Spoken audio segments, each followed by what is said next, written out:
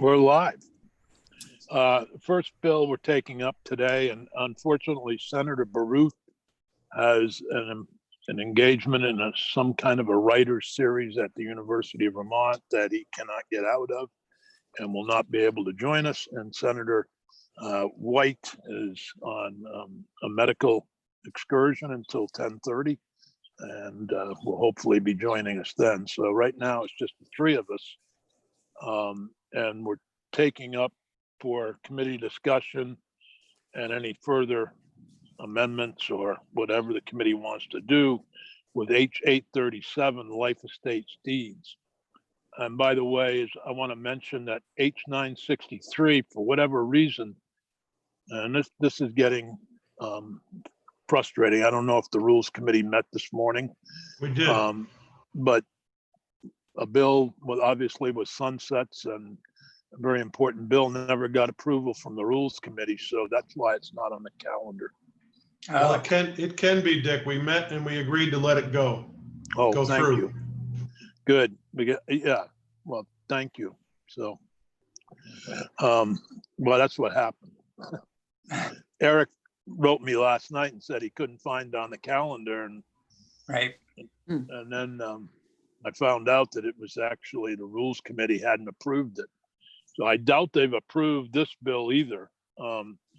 But I'm not sure. I guess I could ask, since Andy Michael and Joe Bauer are with us. And is the bill effective on passage, Eric? That's a good question. Let me check real quick. Yes. It is. Yes. Yes. Okay, well, we would need to get rules committee approval to, if we were to vote it out positively, we would need rules committee approval to take it up on the floor. So just to. Well, are rules, when is rules meeting again, Joe? I don't believe we have set up a schedule of when we're going to meet next. I see. Well, Would have to be tonight or tomorrow morning.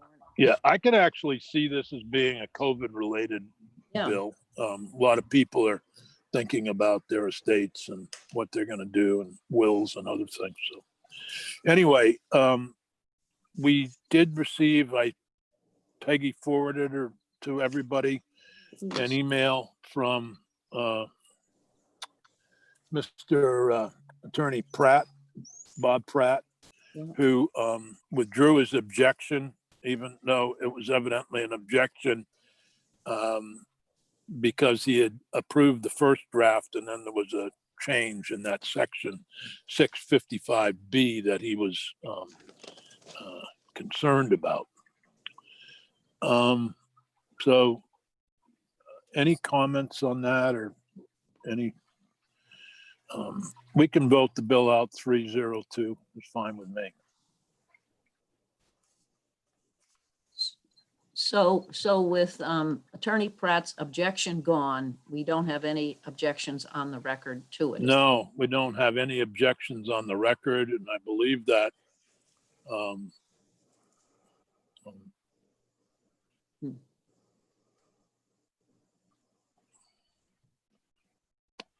so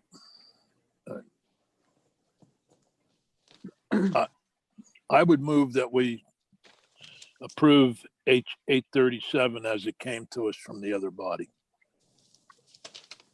Is there any discussion? Joe or Andy, would you like to weigh in? And Terry Corsones, since you're here? Oh, that's, I think we've covered everything, so thank you for your efforts. You're welcome. Thank you. Terry or Andy, any comments? No, I agree. Sorry for the confusion yesterday, but I think at the end, everything is where I think it started and where it ended. So thank you. Okay. Hi, this is Terry. Thank you so much for expediting it. And I agree with you, Senator Sears, that there are COVID-19 ramifications because we've had many, many inquiries about it. And this will be very helpful to the people that have asked. Okay. Right. Okay. Well, since I mean, it could pass tomorrow before we adjourn, and no matter when the governor signs, it'll be effective when he signs it, assuming it passes, because since we're not making any change, it would go directly to the governor, so. Okay. Right. Second. So when the if the bill is voted out positively by the committee, then I will, Eric will send the normal email and Joe would report it. But if you send me a copy of the email, Eric, I'll send a copy to Tim Ash and John Bloomer and ask the Rules Committee to meet to approve the bill. Okay. So Okay. just like yesterday with 963, just send it Yeah. to, Send it as normal, although Yeah. realizing that we've got to get Rules Committee approval to ship it out. sounds good. Eric, can I get a very short summary? Do you want me to Yes. do And the roll Peggy, call or no? Peggy, I'll need the list of witnesses. Yep. Do you want me to do roll call or no, Senator Sears? Yes, we should do a roll call. Oh, okay, I thought you were finishing up. Sorry. Oh, I think is there any further discussion? Hearing none. Peggy, would you please call the roll? Yes, Senator Benning, Yes. Senator Nika, Yes. Senator Sears. Yes, All right, so so, it'd be 3-0-0. okay, We could obtain Senator White's when she gets here, but since Senator Bruce won't be here, it'll be impossible for him to vote. 302. Right now, it could be 4-0-1, Yeah. assuming Senator White's supportive. If she So gets here, that'd be good. when she gets here at 10:30, we're going to have to end the meeting at 11. So, Eric, thank you. Peggy, Sure. can you see if any of the others are ready earlier? I just emailed Luke a few minutes ago and I have not heard back. Okay. Senator Sears is 963, or maybe Senator Benning, you would know this, because is the 963 on the floor today, you think, or the sunset bill? The sunset bill just received permission from Rules to let it go through to the floor. I think there's going to be an effort made sometime today to put it on the calendar, but I don't think it's on there yet. It could be Okay. voted on tomorrow. Actually, if it was voted on tomorrow, passed and goes to the governor, it still gives, the legislature has passed it. Like we talked about yesterday, I'm not sure a day is going to matter a huge deal if he signs it on the 1st or not. Yeah, I think that's right. So I'd be more comfortable if we let it go on and take it off notice tomorrow. Right. You got the summary for that one, Senator Sears, right? I do. Yes. Thank you, Eric. Okay. It's not that hard. Right. Right. True. Some days I just wonder about the House, and it's disappointing to have to come back and renew those sunsets again next year on those same issues. That's all. That's all I would say. I mean, Right. on two of the issues, the diversion and the racial disparities, we're going to have to come back next year. The other one in 2 years. So, it puts us right back in that same boat where if you forget the sunset, you end up losing something like the diversion programs changes Right. or the Racial Disparities Council. Well, I'll hang on to the summary so we can use it again next year. Yeah. Well, assuming that, there is an election. Oh, right. Right. All right. I see Luke is here, and maybe, All right. Eric, thank you again for Yep. everything. Thank you. Here. It's been a terrific experience. I said this to Senator Bruce last night in an email, and I want to say it to you, Eric, and I would say it to everybody on the committee, including Peggy. And I want it also to Bryn and Michelle, how much I appreciate everybody's efforts in these really trying times. We've dealt with some easy issues and some really difficult issues in here. And remotely is extremely difficult to deal with them. And it's been a teamwork effort on behalf of this committee, the staff, Eric, Michelle, Bryn, I can't thank you enough. Peggy, I don't know what we would have done without you. I guess I'd have less hair than I do right now, You know, it's my pleasure. even though I need a haircut. But Senator Benning and I'd probably be quite a bit balder if it hadn't been for all the efforts of the staff. So I just want everybody to know, and I appreciate the help of the committee. We've come together in really difficult times, dealing with extremely difficult issues. And I do appreciate everybody's effort. Well, thank you, Thank Senator you. Sears. I'll pass that along to Michelle and Bryn as well. Please do. And I will. Please do. We appreciate being able to work with the committee as well. It's a great privilege for us too. So thanks very much. Luke, that's an evaluation, by the way. I was going to say, it's kind of nice my boss is on the line, Senator. Yeah, Could we I think try that helps. way? Yeah. All right. Thanks, Thanks, everybody. Yep. We'll see you soon. Thanks. I Bye, will Eric. not wish good luck to the Yankees, though, Eric. I know. I respect that. Hi, Luke. Thanks for joining us.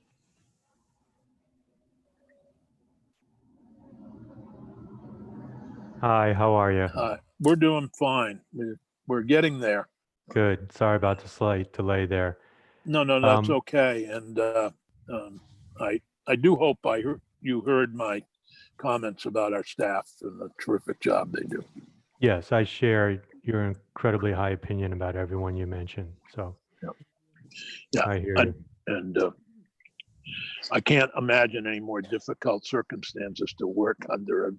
I can remember asking Bryn a question about it, the history of a law. And she said, I can't get to the State House to find out, and how difficult some of these situations are.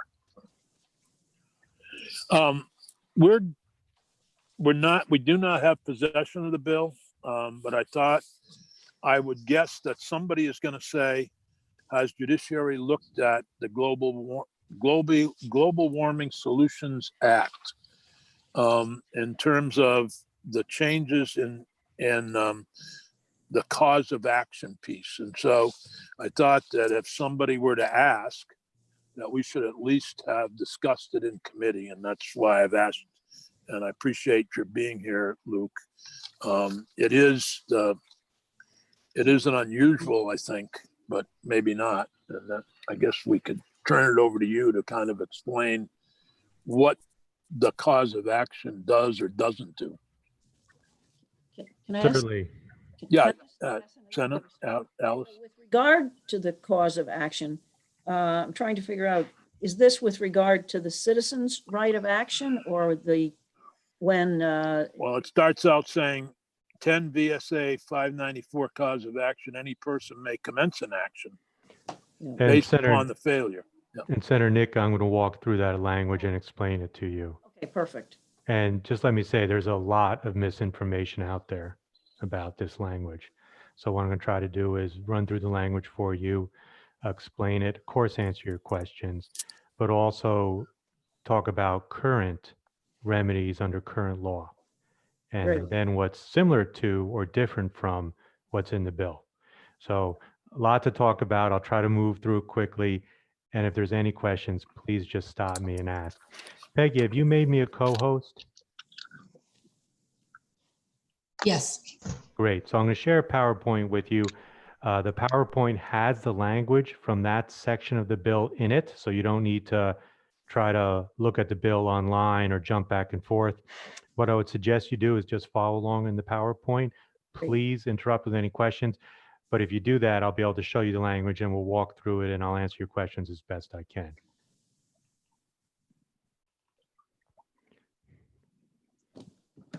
And give me a moment just to pull up the PowerPoint and make it.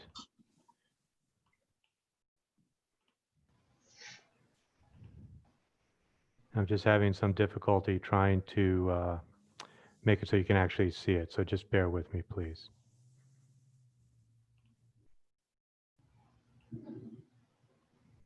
Here we go. So good morning, everyone. For the record, Luke Martland, Director of Legislative Counsel.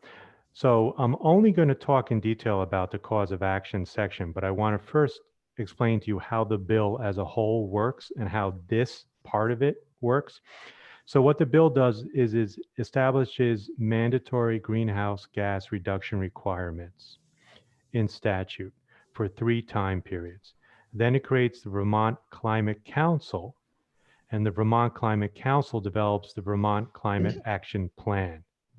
That plan sets forth strategies and initiatives to achieve those mandatory greenhouse gas reduction requirements, but it's merely a plan. Then the law or the bill requires that A&R engage in rulemaking to implement the plan and achieve those greenhouse gas reduction requirements. And then last but not least, there is the cause of action if A&R either fails to engage in rulemaking, or if it does engage in rulemaking, but those rules are insufficient to achieve those mandatory emission reduction requirements. So that's how this cause of action fits within the overall structure of the bill. Now, I'll walk through the language in the cause of action section, and I'll show it to you on the screen. But overall, it's broken into what I call 2 scenarios. Scenario A, which is that A&R has failed to adopt or update rules. They simply haven't done what they're supposed to do. And we'll talk about Rule 75, which is current law, the time frame and notice provisions, and the remedy. Scenario B is when A&R does adopt rules, but those rules aren't having the impact.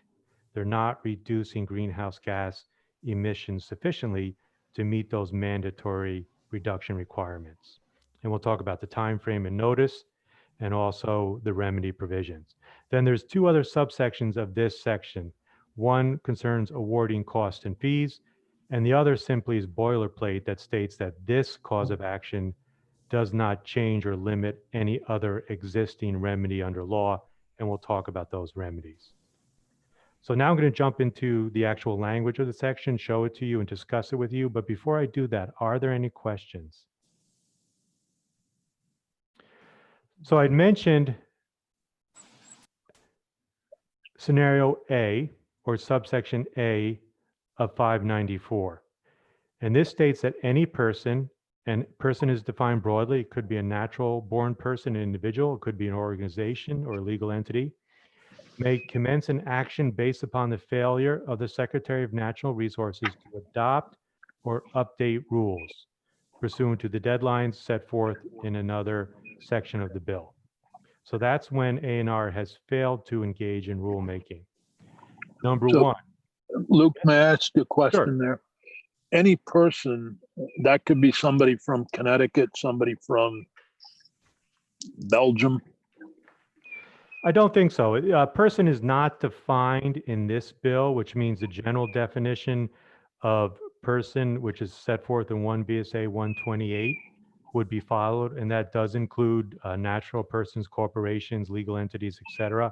However, Senator Sears, I think there still has to be certain requirements met, and so there would have to be someone who has some kind of particularized harm, or can allege or Okay. establish some kind of particularized basis. So a person from Belgium, I think they have to have some connection to Vermont and this act and the alleged failures under this cause of action. So, Okay. Luke, why don't we then say that? Because I mean, that's assumed- technically, a person living in Belgium is part of the globe. This is titled the Global Warming Solution Act. If they believe that Vermont is not doing its part to participate in that process, how would we counter that by saying you really don't have a legal leg to stand on to sue the state of Vermont? Well, as you know, Senator Benning, you have to come into Vermont to litigate the case here. You have to usually show some basis, some connection to Vermont. some particularized harm for any cause of action. And as I walk through the language here, you'll see that this cause of action really has to do with a failure to engage in rulemaking, or that there is a rulemaking, but it's not having the required emissions reductions results. And the way the emissions are defined are emissions within Vermont. So I still think you'd have to show that connection to the venue, and I still think you'd have to show that particularized harm in some manner. So I don't think that a person from Belgium necessarily could enter Vermont courts and take advantage of this cause of action. Thank you. Okay, please. So let me walk through the language. And this is straight from the bill. It's a word for word cut and paste. So under A, as I said, any person may commence an action based upon a failure to adopt or update rules. The action will be brought pursuant to Rule 75, that's existing rule of procedure, in the Civil Division of Washington County. Number 2, the complaint shall be filed within 1 year after expiration of the time in which A&R was required to adopt or update rules. However, a person shall not commence an action until at least 60 days after providing notice of the alleged violation to the Secretary. We'll talk about Rule 75 in a moment, but this is a time period and a notice provision that is a little different than Rule 75. Number 3, this is the remedy. If the court finds that the Secretary has failed to adopt or update rules pursuant to the deadlines, and there's a cross-reference, the court shall enter an order directing the Secretary to adopt or update the rules. If the court finds that the Secretary is taking prompt and effective action to adopt or update rules, the court may grant a reasonable period of time to do so.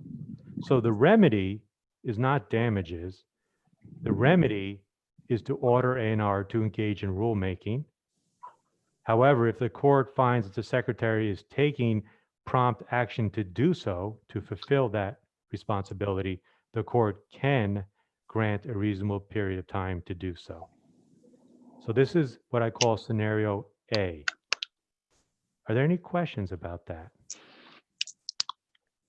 What would be the remedy, Luke, in the event the secretary gets an order from the court saying you must do X and the secretary is unable to complete that task? Is it simply contempt of court? That's a good question. And there's no additional remedy in the bill for that scenario. So you may know the answer to that question better than I do. I think that might be a possibility. We're assuming in this bill, as in many bills, that if there's an order of the court, the defendant, in this case A&R, would comply with that order, or certainly do their best efforts to comply with that order. Well, in the second part of this process, first off, the plans have to be adopted, and I understand that process. But in the second part of this, we have to meet demands that comply with what are now being taken from goals and made into mandates. And the question pops into my head: what happens if the mandate cannot be met? What That's scenario B. So give me a second. I'm just about to get to that. Okay. That's a little different. That's a very good question, but that's a little different. And we'll get to that in one moment, okay? Any questions about A, what I've covered so far? No, I think that's good. Sure. So let's now look at what I call scenario B. And I'm just using this scenario A, scenario B to try to make it a little more clear. And by the way, Peggy, there's 2 people in the waiting room who are seeking admittance. I won't admit them. I'll allow you to do that. Yeah, I just saw that. I'm getting them now. Great, thanks. So under B, any person may commence, and I'm just waiting for that pop-up window to go away. Great. Any person may commence an action alleging that rules adopted by the Secretary have failed to achieve the greenhouse gas emissions reductions requirements. A, once again, the action is brought in Superior Court of Washington County. I'm sorry, B1. B2, the complaint will be filed within 1 year of the greenhouse gas emissions inventory that already exists under current law. indicates that the rules have failed to achieve those necessary reductions. However, a person shall not commence an action till at least 60 days after providing notice. So it tracks the same time periods and the same notice provision as under scenario A. Number 3, and this is what's relevant to your question, Senator Benning. If the court finds that the rules are, quote, a substantial cause of failure to achieve the greenhouse gas emissions reductions, the court shall enter an order remanding the matter to the secretary to adopt or update the rules to achieve those reductions.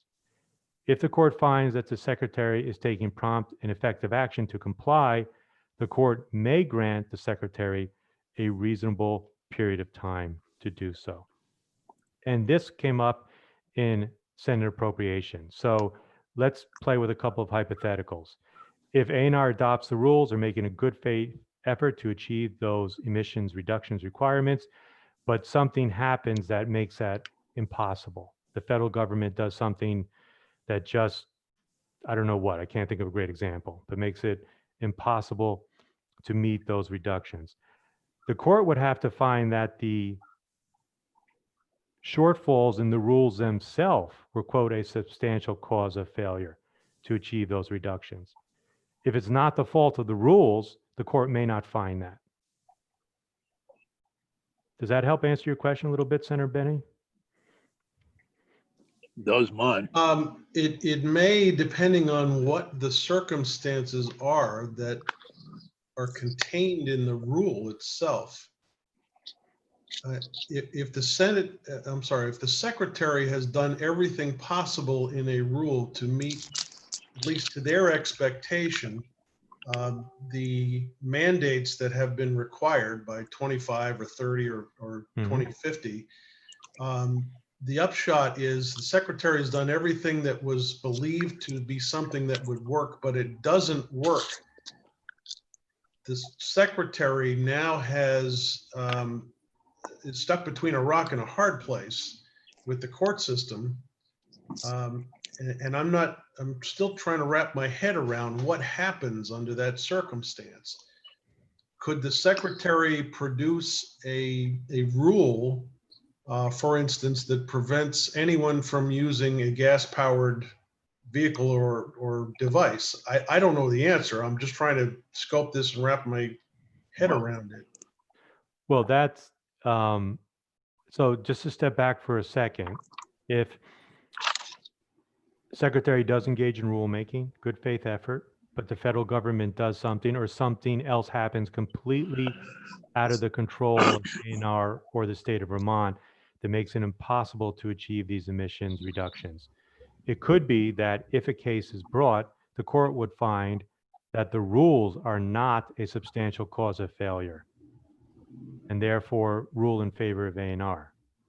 So that's a possibility. In other words, Matt, ANR would win. I asked the question in a different way. And Yeah, as so I can said, I try to answer Senator Benning's oh, I'm sorry. other I thought question? you had. Yeah, go ahead. Oh, then he was saying, well, can you have a rule that bans internal combustion engines? You know, any rule has to be constitutional. Any rule has to be workable and viable. Any rule can't be arbitrary and capricious. Any rule can't be preempted by federal law. So you can play with the outer realms of these hypotheticals, and that's understandable. But understand, as I think you know, through the rulemaking process, there's lots of guardrails to how extreme a rule could be and whether it's really could be implemented and achieve its goal. So that's what I wanted to say, Senator Sears. Sure. If I'm not sure the federal government is going to fall into this at all, frankly, because the onus is on individual Vermonters to help meet greenhouse gas reductions. So at some point, if the secretary is instructed that they have to meet X reduction in greenhouse emissions by a certain date, it's not the secretary who is going to be having to do that. It's the people of Vermont who are going to have to do that. And if a rule is presented to LCAR, LCAR is going to look first to legislative intent. Legislative intent is very explicit here about what goals are supposed to, what mandates are supposed to be met by what year. And so I'm envisioning that there's going to be a battle somewhere down the road between what the secretary is forced to do to meet the legislative intent and what Vermonters as citizens are going to have to do to comply in order to reach that objective. I mean, that's only common sense to me. It's not going to be the federal government that's responsible. It's not going to be the secretary who's responsible. It's going to fall on the onus of every individual Vermonter to have to respond in such a way that the overall objective can be reached. And this is where I get nervous. I appreciate the explanation, but I have to say, I'm nervous.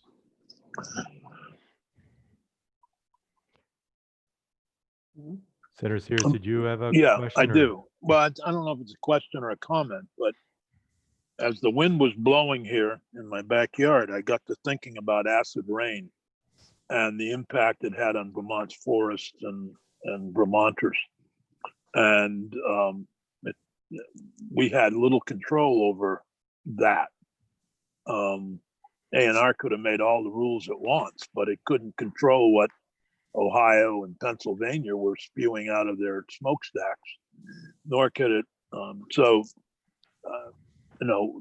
I would think that anyone who brought an action for the failure of Vermont to stop certain emissions that it didn't have control over, the court wouldn't find that. That's just common sense to me. I hope that's somewhere in these rules or in the in this cause of action.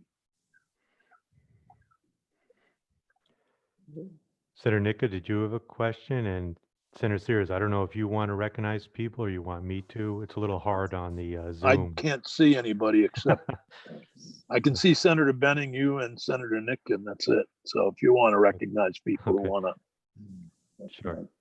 I don't have a question. Okay. So Okay. let me now proceed to the next two subsections of the language, and then we'll talk about some other issues. So subsection C has to do with costs and fees. It says, in an action brought pursuant to this section, a prevailing party or substantially prevailing party, one that is a plaintiff, so that would be an individual or entity suing A&R, shall be awarded reasonable costs and attorney's fees unless doing so would not serve the interests of justice. Or two, that is a defendant, in other words, A&R in the state of Vermont, may be awarded costs if the action was frivolous or lacked a reasonable basis in law and fact. And a lot of this terminology is taken from other statutes or concepts that we hope the courts are very familiar with. For example, substantially prevailing party. I think you understand that term. It's often used in other statutes. Would not serve the interests of justice is a phrase that we think the courts would be familiar with. So what we're trying to do here is use terminology that the courts are familiar with when they deal with costs and fees in other contexts. D states that nothing in this section shall be construed to limit the rights, procedures, and remedies available under any law, including the Vermont Administrative Procedure Act, and it has a citation. And so what is saying here is this new cause of action is additional. It doesn't take the place of or limit any existing remedy under law, and we'll talk about that in a moment. So individuals would, in essence, have a menu, options under existing law, and then also perhaps this new cause of action. Are there any questions about that language? No, it's pretty. Yep. Senator Nitka Senator and then Nitka. Senator Benning. So I'm just wondering, with regard to one, I mean, might this not be an ongoing problem from certain people who like to litigate something on the very small? There's a lot of lawyers in this world, so could there be litigation? Yes, there could be. And But I mean, if a case is frivolous, so yes, could someone bring a case? Could someone bring multiple cases? Perhaps. And your colleague could probably answer that better. But if it's a frivolous action, there's ways for courts to weed those out. So with respect to that, Alice, was your question answered? I'm sorry. Yes, I'm all set.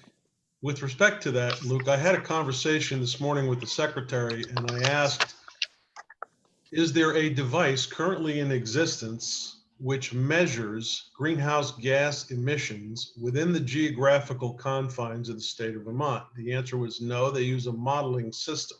Mhm.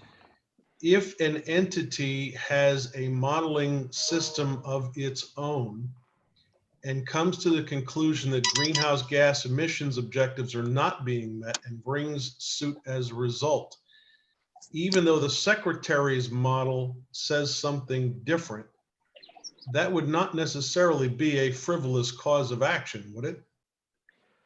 I don't know if a court would find that frivolous, but you do notice that under B in the language that I'd read to you, it talks about the greenhouse gas emissions inventory and forecast.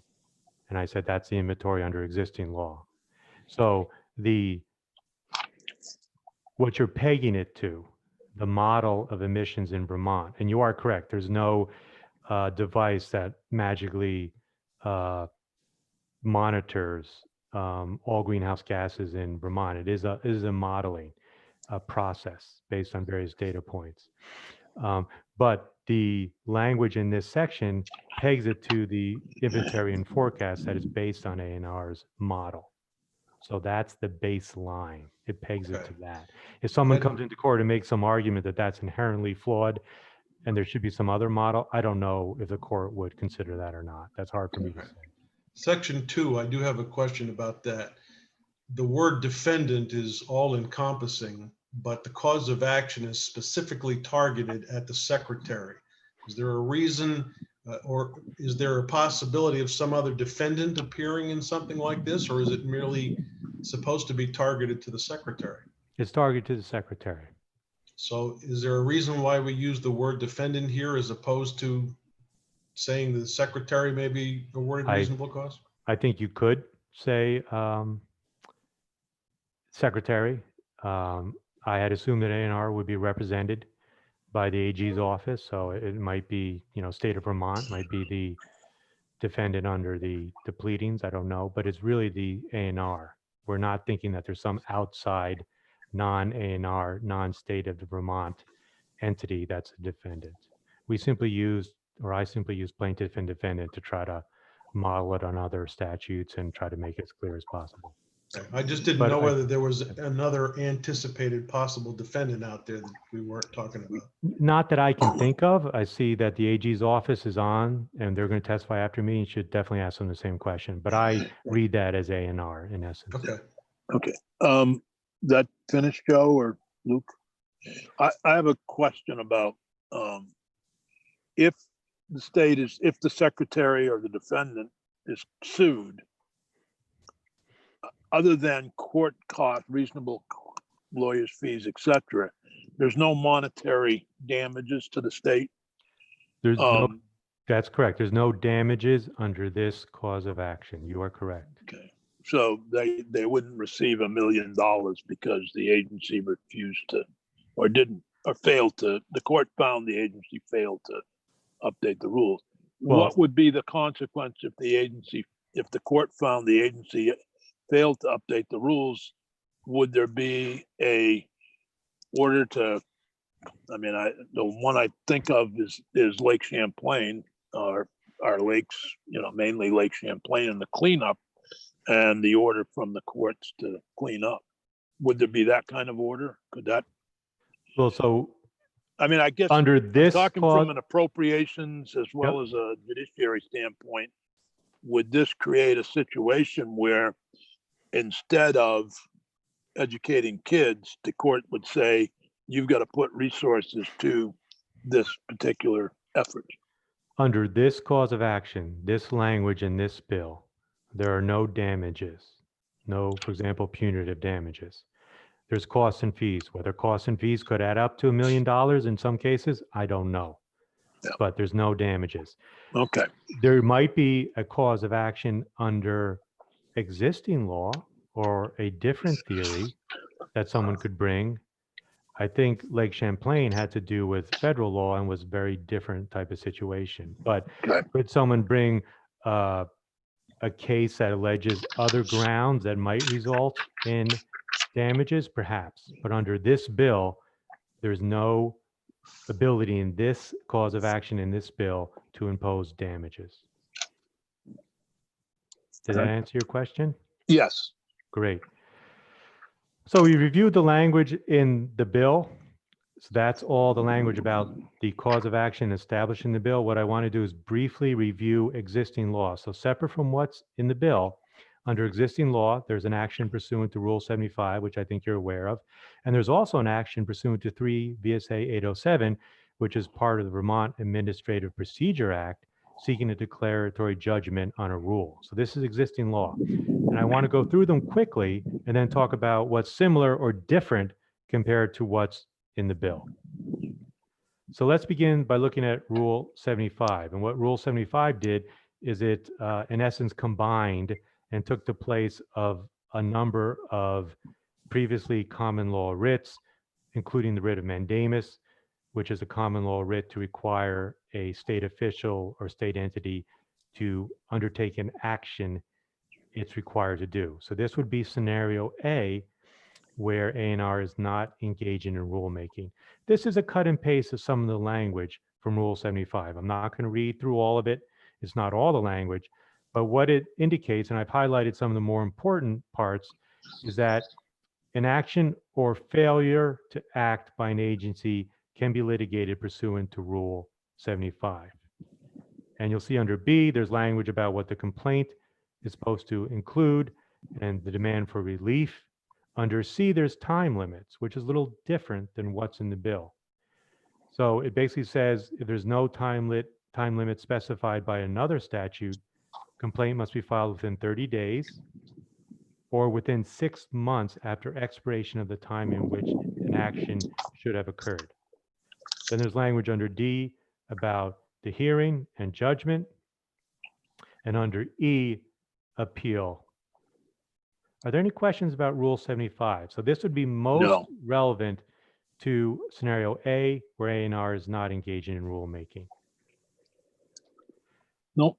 You Go also ahead. have, and this is what I think would be most likely to be pursued, a cause of action under 3 V.S.A. 807 for a declaratory judgment on the validity or applicability of rule. And this is something that the representatives from the AG's office engage in and are experts in. And this is what I'm sure they'll tell you more about. So 3 V.S.A. 807 states that the validity or applicability of a rule may be determined in an action for declaratory judgment. You'll notice it's in the same court as a cause of action would be brought pursuant to the bill. Now, what are the bases when you bring such an action? The grounds upon which a court can invalidate a rule include that the rule exceeds a legislative grant of authority, the rule is contrary to legislative intent, or, and this is most important, it's arbitrary, unreasonable, or contrary to law. I want to summarize for you what might be arbitrary or unreasonable, because you'll see it's a fairly high standard to meet. The term arbitrary is actually defined in 3 V.S.A. 801, and it means there's no factual basis for the decision made by the agency that was engaging in rulemaking. The decision made is not rationally connected to the factual basis asserted for the decision, or the decision made by the agency would not make sense to a, quote, reasonable person. And that definition also explicitly cross-references 2 cases by the Vermont Supreme Court. And in those cases, one of which is called Town of Sherborne, the court stated that in determining whether an action of an agency is arbitrary, the court must determine whether the decision makes sense to a reasonable person, even if the reviewing court might have weighed the factors differently, and that the agency or department has wide discretion over what weight to give criteria and what conclusions to draw from them. Even if the board's proceedings or the agency's proceedings contains conflicting evidence, the findings of the board or agency will ordinarily be upheld by the court. In the second case that's cross-referenced in the definition of arbitrary, it's called Byers. The Vermont Supreme Court repeated some of this same language, but also made clear that the court should not substitute its judgment for that of the rulemaking body. So if you look at 807, you look at the definition of arbitrary, you look at the Vermont Supreme Court cases interpreting that term, you'll see that it's a fairly high standard because there's a lot of deference given to the agency or department that's engaging in the rulemaking process. Are there any questions about that? Okay, and then last, I wanted to now pull these threads together. We've talked I got about what's, one question. Is your Sure. PowerPoint on our on our committee page? yes, it is. Okay, good. Yes, it is. Thank you. And so what I want to try to do is now pull these threads together. We've talked about what's in the bill, the new cause of action. We've talked about existing law. And so I want to now compare the two and see what's different between the two. So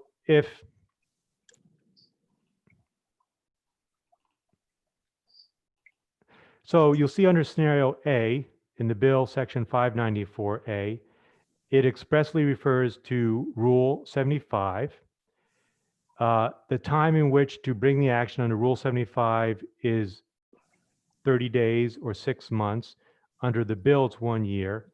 There's also a notice provision that's different. So in a lot of ways, I think A is quite similar to an action under Rule 75, except under the bill, there's a notice provision and the time period in which to bring an action, is greater. Now, if you look at scenario B, I have on the screen the various time periods. Under current law, 3 V.S.A. 807, it's within 1 year of the effective date. Under the bill, it's 1 year after filing the emissions inventory. And in addition, under the bill, there's that same notice provision where the litigant has to give notice to A&R. Now, what's really different under the cause of action in the bill is, unlike under 3 V.S.A. 807, the court, to rule against A&R, would have to find that A&R's rules or the deficiency in those rules was, quote, a substantial cause of the failure to meet the emissions reductions requirements. And that's something we've already talked about at some length. And in addition, if the court finds that A&R is taking or seeking to take prompt and effective action, it can give A&R a period of time to do so. So these are the differences between the new cause of action in the bill and existing law. So there's been question raised, and Senator Sears, I think you asked this question in another committee earlier, and other people have asked it. Well, so what's new? What's different? Is this new cause of action even necessary? And whether it's necessary or not, I think is largely a policy call for you to make. But it is clear that there are remedies under existing law.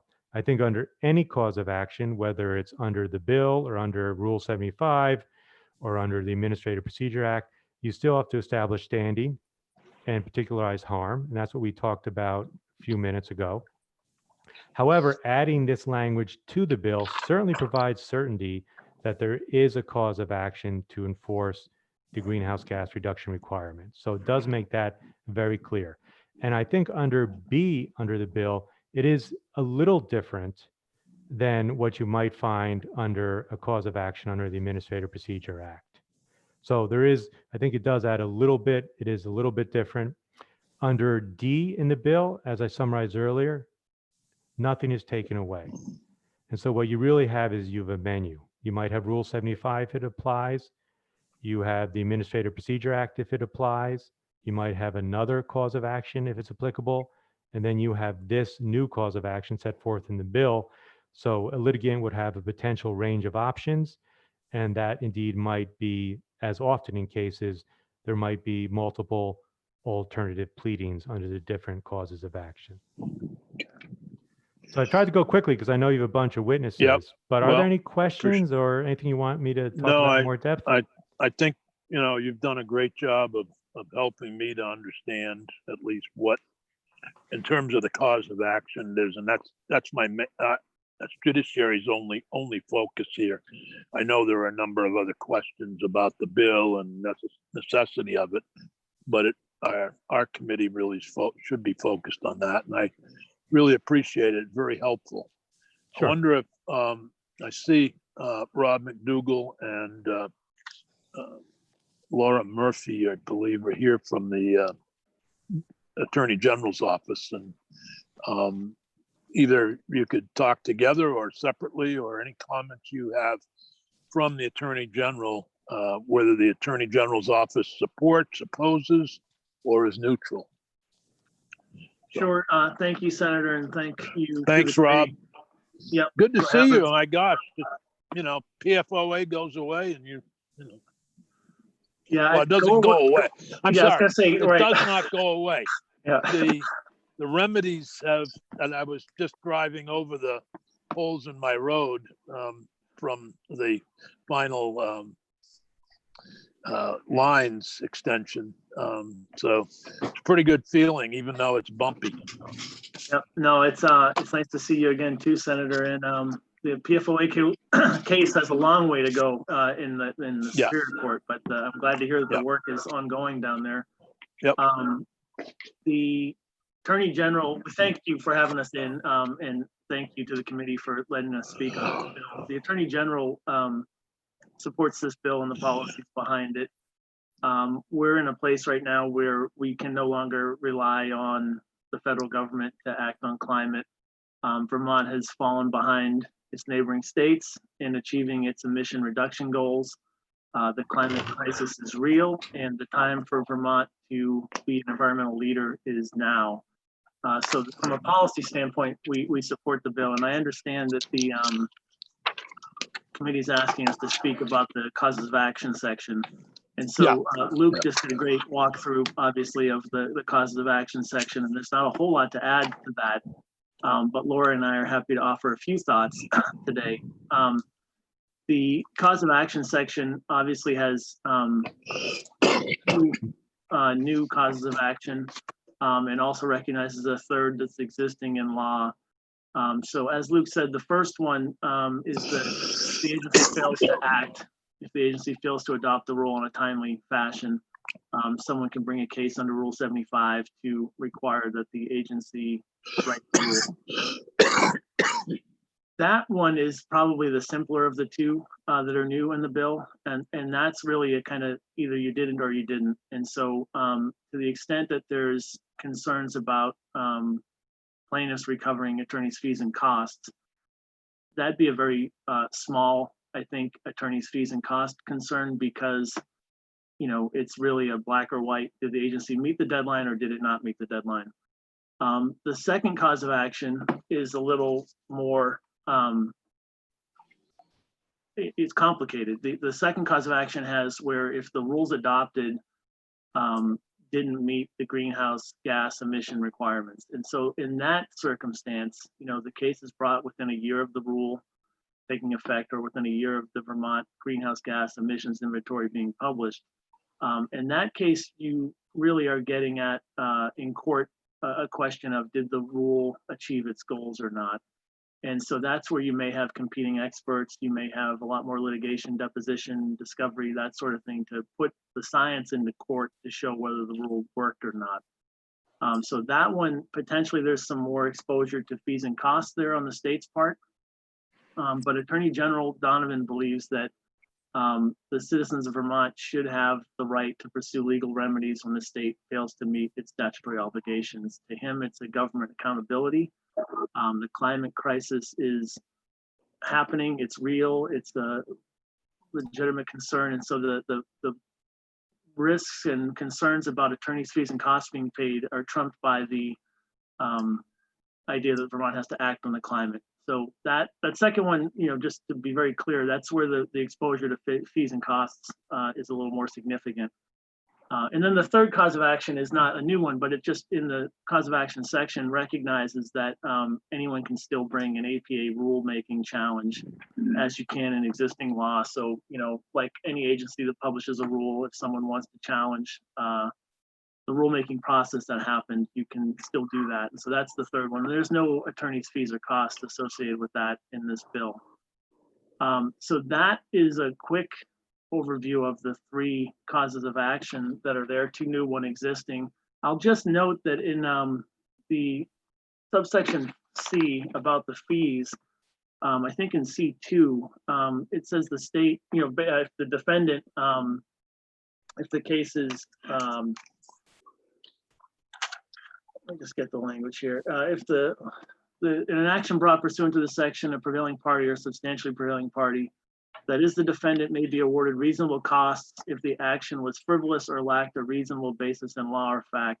We have understood that, that's obviously different than a plaintiff has reasonable attorney's costs and attorney's fees. And in other testimony in other committees in the House and Senate, we've noted that we've understood that to be a typo and that the state should also have the ability to recover attorney's fees there. So it should say reasonable costs and attorney's fees, just like the plaintiff.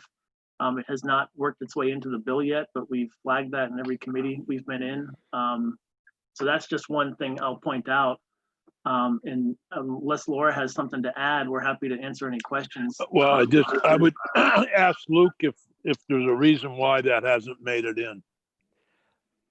It wasn't a typo. It certainly could be something that you change.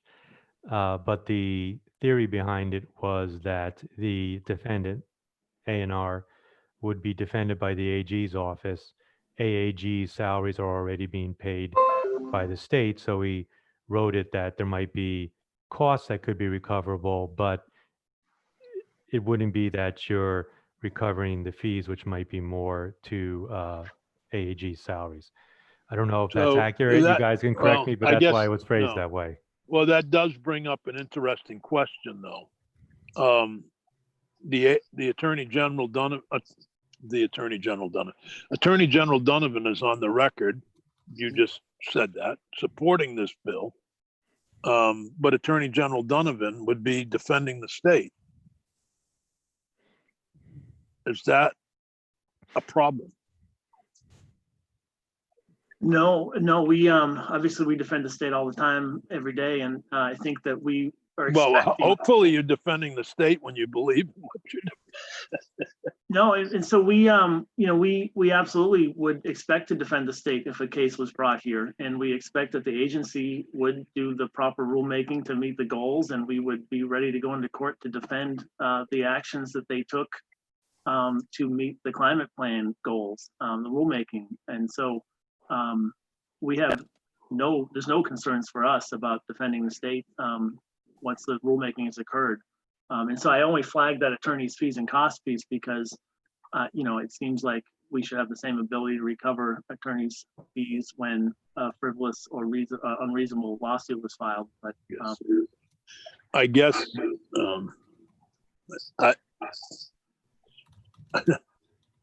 thank you. Other questions for the Attorney General's office? And Laura, if you want to chime in, please do. So Thank you. Nothing to add right now. Thank you.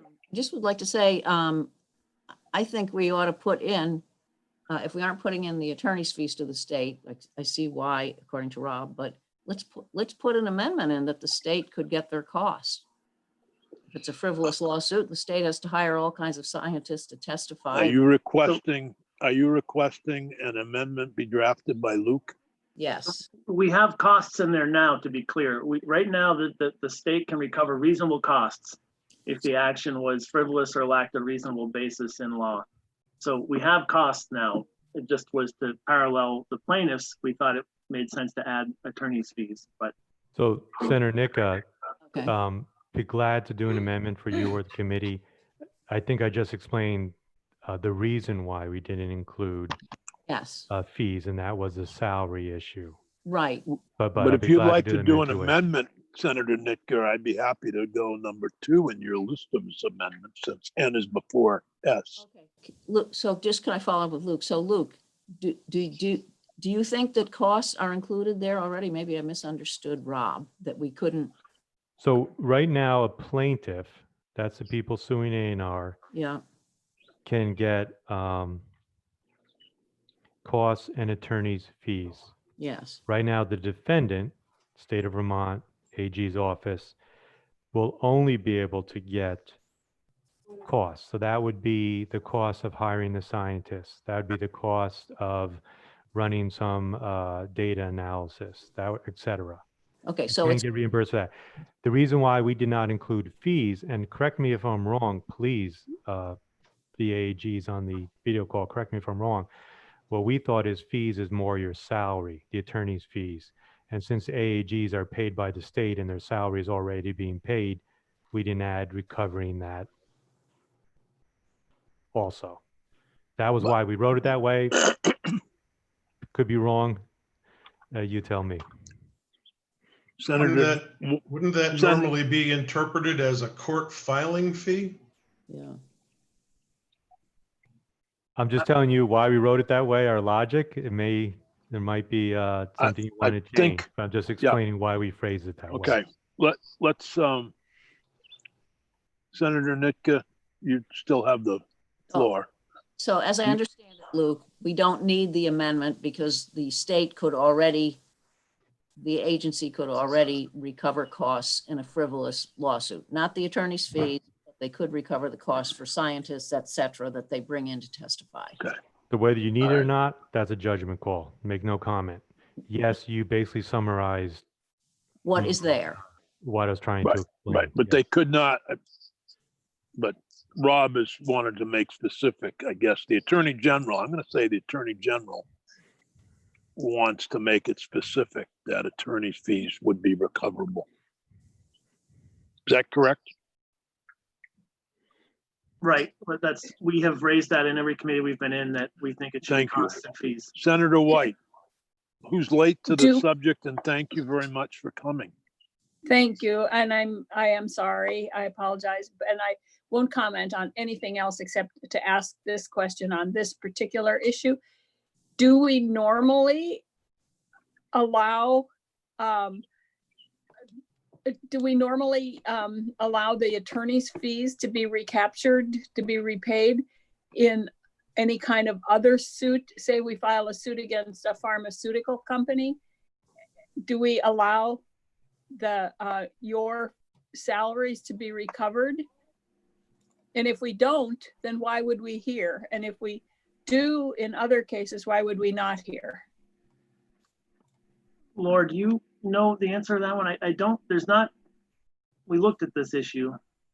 I actually don't know the answer to that in Vermont. I know there are other statutory provisions that provide for plaintiffs to recover attorney's fees, for instance, under the Consumer Fraud Act and public records. I don't actually know the answer to the question about defendants at the federal level. There is a provision that allows, for instance, under some of the major environmental statutes, attorneys, the government to recover attorney fees and costs if the lawsuit is frivolous. So if you're looking at the federal model, those would typically include fees. I don't know about Vermont. Because I would say that if we don't in other cases in Vermont, then we shouldn't hear also, Good. because it would be setting a whole new standard. Okay, and I want to make sure we get the opportunity to hear from the administration.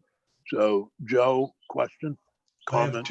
I have two questions, and Rob, Laura, the first is, we had a discussion a few minutes ago with Luke about the term person as somebody who is eligible to be a plaintiff. We used an extreme on Belgium, but let me first say that if we were to enter into a regional agreement with other states, and say, for instance, the state of New Hampshire decided Vermont was not living up to its objectives of reaching the stated mandates by 2050.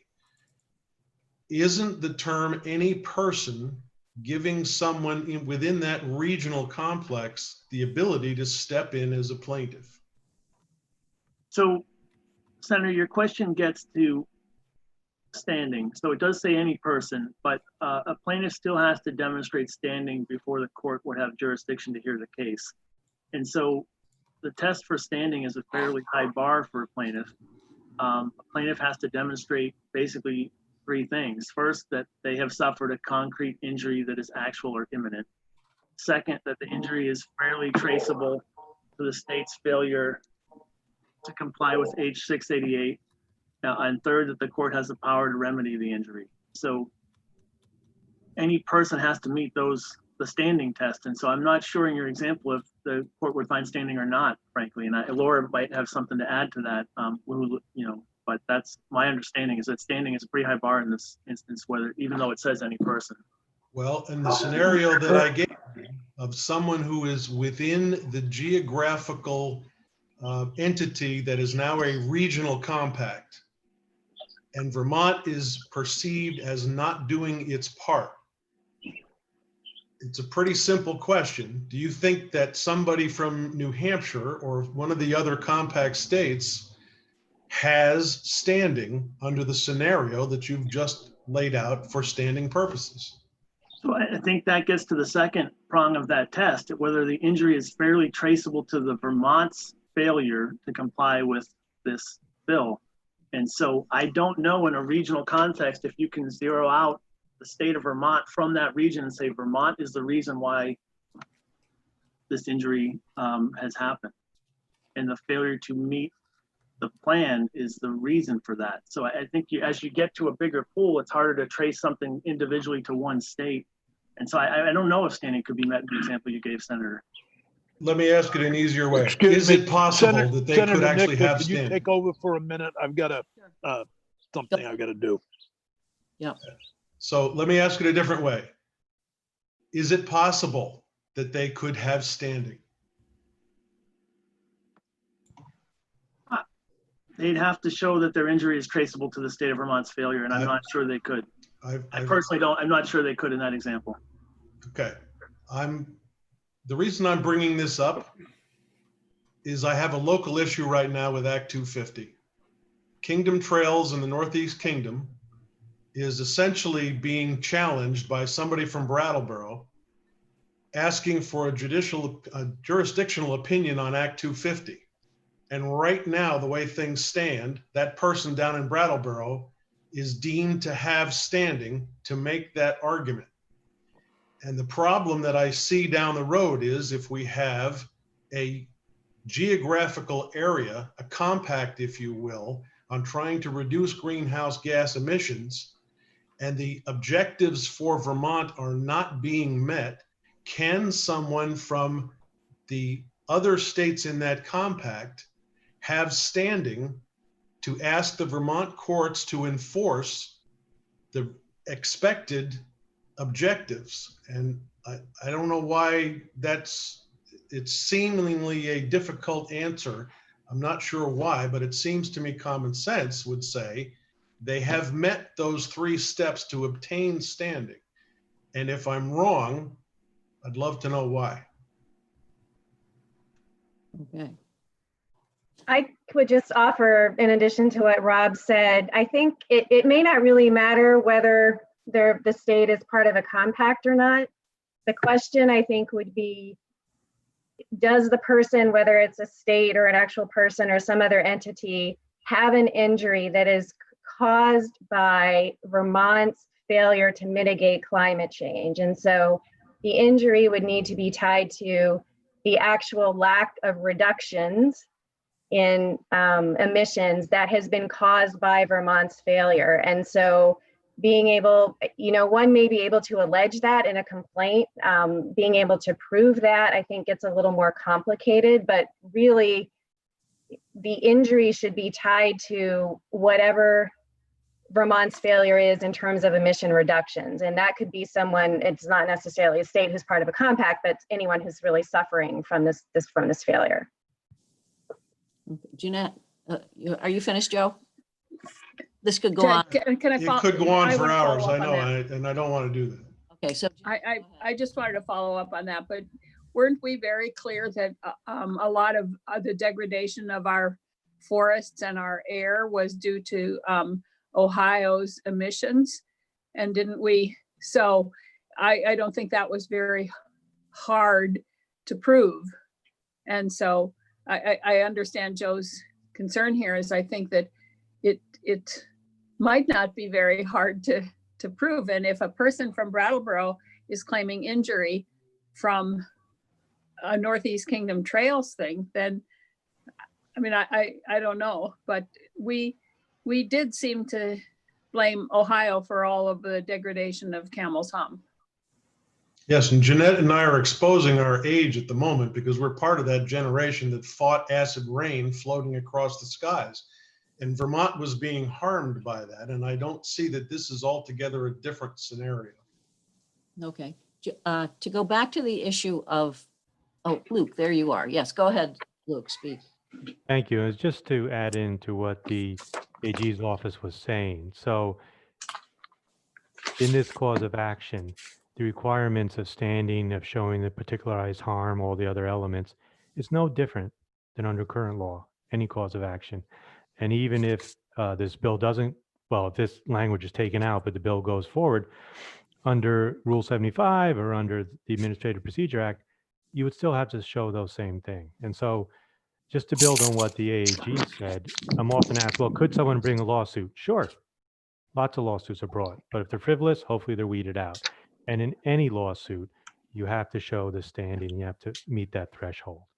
And no one can predict whether it would be met in a specific case, but there has to be some demonstration of the standing to continue in court. Okay, so just to follow up on the issue of the costs and attorney's fees, I am thinking that I would like to do an amendment with regard to that. What I'm thinking, Luke, is that if our AG's office did not have the expertise to defend in the kind of lawsuit that might occur, we might hire outside counsel whom we would have to pay. Thinking that I think we should have that in there specifically for. I'd be glad to write that for you, and we can talk offline if you want about that. Okay. Or we could have the discussion here. I don't know if the committee wants to or not. I don't know. Is the committee interested in that? I mean, I'm concerned that on a big, some of these could be very big cases with a lot of expertise, and then maybe us needing to hire some outside counsel, as has happened occasionally on a complicated case that we didn't have the in-house. I think since the Attorney General brought that up, well, the Assistant Attorney General brought it up. I'm happy to join you in that effort. And I think it makes sense. Okay. So if you could do that, please, Luke. Certainly. Go ahead, Senator Sears. Any other questions for the Attorney General's office? Megan O'Toole is here. Megan, you're up. Julie Moore's here. I don't know how you became Megan O'Toole. Well, she's here as well. Oh, she's here. Okay, good. All right. Please, we wanted to hear from you on the cause of action. We're only looking at the cause of action. So Sure. whether the administration's for or against other parts of the bill is really immaterial. It's the cause of action that we're focused on. So any thoughts that the administration has either in support or against the cause of action, happy to hear. Excellent. Well, thank you for And the thank you for opportunity. being here, by the way. My pleasure. Thank you for the opportunity to meet with you all today. And Megan is here and available to help answer questions as well. I assume most of you know her, but she is the lead attorney for our AIR program within the Department of Environmental Conservation. I want to start by saying that the administration remains committed to the greenhouse gas emission reduction goals identified in H688 and shares the sense of urgency that we believe is driving this legislation and the need to reduce our emissions and enhance the resiliency of Vermont's infrastructure and landscape in the face of a changing climate. That said, the administration and myself personally remain concerned that as drafted, H688 sets us up for litigation and delay, as opposed to ensuring our focus remains where it needs to be, which is on developing a comprehensive plan and then implementing it. Specific to the cause of action and the question you'd asked, Senator Sears, the cause of action is really focused on regulatory work, and we see that as problematic. As you know, the H688 would establish a council, and we're envisioning that the council might recommend a range of different programs, funding mechanisms, and incentives. And the challenge with the cause of action would be that it cannot compel anything other than the regulatory work of the Agency of Natural Resources, which means we may be left with no choice but to pursue less efficient, more costly programs. And while the other piece I would flag for the committee is that while our authorities under Chapter 23 are significant, they are not unlimited. We are interpreting that the language in H688 does not provide the agency with any new authority or power. So for example, we can't create new regulatory programs. We can't raise taxes or fees. And we are concerned that there's some perception that the legislature is giving us more authority than we're actually receiving, and will also set up potential challenges. I would offer that the administration has consistently advocated for an approach not unlike the approach we've taken in clean water, which is where we would start by identifying a suite of interim actions, funding pools, and to ensure continued progress as the plan's being developed. Some of those measures were reflected in the governor's FY21 recommended budget, although I know that is not necessarily where we're at today. We've also would then move to develop a robust implementation plan that would include both regulatory and voluntary measures, figure out how much it would cost to do all of those things, and establish the amount of funding necessary to support implementation, and then working with the legislature to identify and ultimately secure funding sources. My concern is that in moving forward all the way through implementation without having a clear sense of cost and the types of measures that will be required, we don't have that kind of framework or certainty identified at this point in time. And we really need, without belaying the sense of urgency that clearly surrounds our work on climate change, we need to approach that urgency prudently. And I'm concerned that H688's urgency may be a bit short-sighted and end up causing unwanted delay in the middle term with litigation taking center stage. Okay. I think that was pretty clear. Are there questions? I do have a question, and that the Attorney General defends the state against lawsuits, but the Attorney General has come out in favor of the bill. Does that put you in a difficult position in your view, or is that not a difficult position? I don't see that as a difficult position, in large part because we support the intent of the bill, right? And there would be the administration, to the extent this is the legislature's direction, is committed to doing our level best to implement the statute and the requirements given to us. I think the challenge from my vantage, frankly, is I feel like we're being put in the untenable position of being set up with very low likelihood, if any, of success. As you're aware, yesterday in the Appropriations Committee, the funding for this work was removed. I know that that's the same approach the Appropriations Committee is taking with every bill. Yeah, I actually made the motion, so I know. Right. I know that that's consistent with the approach the Appropriations Committee is taking on every bill at this point in time. But to the extent that this bill advances and the funding becomes an afterthought, it's just further challenges our ability to be able to do this work and do it successfully. Understood, but well, we're not in the Appropriations Committee. Senator White. So this is a completely unrelated question, but then why are you asking? Megan, is your name also Campbell? Yes, that's my maiden name. I didn't know that, and I just have to say that my committee deals with a lot of law enforcement issues, and I regularly invoke your dad's name as the way cops should be. Thank you. I've been thinking a lot about that lately too. I bet. Thank you. Well, thank you for that editorial comment, Senator White. I just couldn't resist because I never have contact with Megan. Oh, in my now you do. Now you do. Yeah. I don't know how to respond. Are there any other questions for either the secretary or for Megan? Megan, do you actually work for the secretary or for the attorney general? I'm in the Office of General Counsel in the Department of Environmental Conservation. So you're not yes, connected to the attorney general. that's correct. So Secretary Moore would is you- my client. Okay, so is there would you be able to defend the agency for failing to, for example, for failing to achieve the council's goals? So typically, when the Attorney General represents the Agency of Natural Resources, we do work very closely with their counsel, and I work with Rob and Laura and other counsel in the Environment section routinely in their work defending the decisions that the Secretary has made. Okay. Senator Benning. So Megan, sometimes attorneys lose cases. Let's assume for the moment you lose the case and directives have to be made to achieve the objected mandates. What comes next?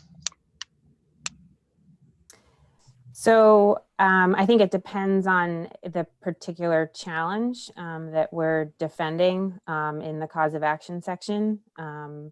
And Rob and Laura, feel free to jump in here. But I'm, if we are directed by the court to revisit our rules and revisit them, substantively to achieve the mandates in the bill, then I suppose that would be, what would have to happen next is that we would revisit that, and then it would also be a revisitation of the plan that the Climate Council has developed to understand, what else needs to happen and what other authority we might need to actually achieve the goals. If the authority needed to achieve the goals meant imposing on individual citizens specific restrictions in order to decrease greenhouse gas emissions, do you have that authority at that point, or would it have to come back and go through the legislative process? So under Chapter 23 in Title 10, the agency has general authority to to adopt rules to reduce the emission of air contaminants, and greenhouse gases fall within the definition of air contaminants in Title 10. So that is the general authority that we have now, and we do typically use that broad authority when we implement or when we adopt rules to reduce emissions of air contaminants. So if it is determined by the agency that the only way to achieve the stated goals, mandates, I have to switch that word, the stated mandates is to ban all use of internal combustion engines, do you have that power? Well, I think that's a question that's come up a lot, and I know that Rob and Laura specifically answered that question when they gave testimony in the House on this bill, so I'll certainly defer to them as well. But I think that a rule that contemplated the banning of internal combustion engines, would obviously have to meet all the procedural requirements of the Administrative Procedure Act, and then it would also have to be substantively valid. There's also issues of federal preemption that come into that question. The state of Vermont is preempted from regulating emissions from motor vehicles, except to the extent that our rules are identical to the state of California's. So that's another issue that would have to be contemplated in that situation. But it definitely would welcome Rob or Laura to add to that answer as well. Rob or Laura, do you want to comment? Laura, do you want to take that question? Nothing to add to what Megan said. I think that's exactly right. Any sort of ban like that would need to meet various requirements, including U.S. constitutional issues, as Megan explained. So if I heard you correctly, as long as it met whatever California was doing at that moment in time, that would effectively meet federal requirements? Yes, if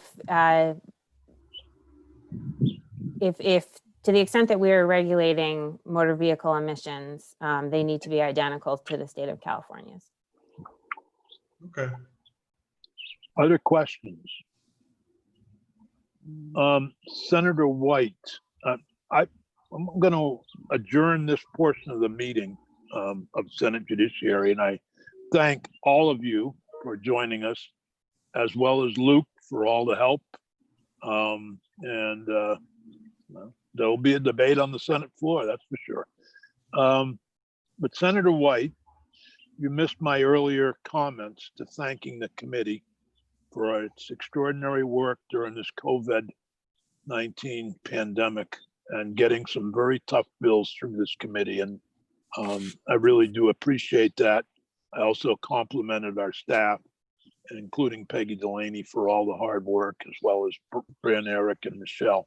So I wanted to add that voice to you. You weren't here, and I do really appreciate it. It's been extremely difficult working remotely, but we've worked together as a team, and I'm really thankful for that. And I should thank you for your leadership. Thank you. And if you'd like to vote on estate deeds. Yes, Jeanette. Life estate deeds, we voted out life estate deeds 302. If you'd like to be recorded as a yes, if you think people should be able to take care of their estates. As long as they don't use it to stick their nursing home bills to the rest of us because of refusing to, because of wanting to leave it to their kids. Yes. Well, thank you. Yes. You voted yes. Technically, that was the enhanced life estate bill. Right, yeah. All right, thank you. And so, unless there's any other, yes, Senator. One other thing, Jeanette or Joe, do you want to sign on to the amendment that the state be able to recover costs and attorney's fees? Sure. And that doesn't include our own attorney's fees, right? Just external attorney's fees? Well, we won't have any in-house, as I understand it, because our people are on a salary. Right, as long as. You might need to clarify that. Okay, as long as it's clear that if, that, because I don't want us to be in a position of making a different decision for this than we do for everything else. Okay, so you wanted to say something for outside counsel, something. to that. External attorney fees. Can that work, Luke? I'll write whatever you want. What I'd written was attorney's fees. And I don't know. So I think you would have to decide what you want. I can write it. I'm not certain how it would play out. Maybe the AG's office could give some thoughts on that. I don't think there's time because this is coming up this afternoon. Right. So what I wrote was just adding in attorney's fees. No limitation. I'd say that would be If fine. you want me to limit it, I could. I'm not quite certain how that would play out in the real world. That's all I'm saying. If I can comment here, my only concern is that if we don't do it for other issues, I think that doing it here, setting a precedent is not the right thing to do without a lot more testimony. If we do it on other issues and other cases, then it's fine. But I think that we shouldn't do something new here. I mean, that's my. I guess you'd prefer not to have your name on the amendment. The difference. The difference. This is setting. We have to go to another meeting. I have to go to. So, okay, Joe, do you want to be on? Sure. Okay, so. It'll be the three of us. Three of us on it. And gotcha. Thank you. So I'll need to get it to. We're just following the Attorney General's lead. It's on its way. Thank you. Thank you very much, Luke. Thank you. Okay, thank you, everyone. Thank you, everyone. I may not be here this afternoon, so if I'm not there, just know that I'm with you in spirit. I'll see you all in August and let me know if you need anything between now and then. Okay, yeah, we're not meeting tomorrow, so thank you, Peggy. Bye, Peggy. What are we going to right now? We're going to appropriations. You can go home if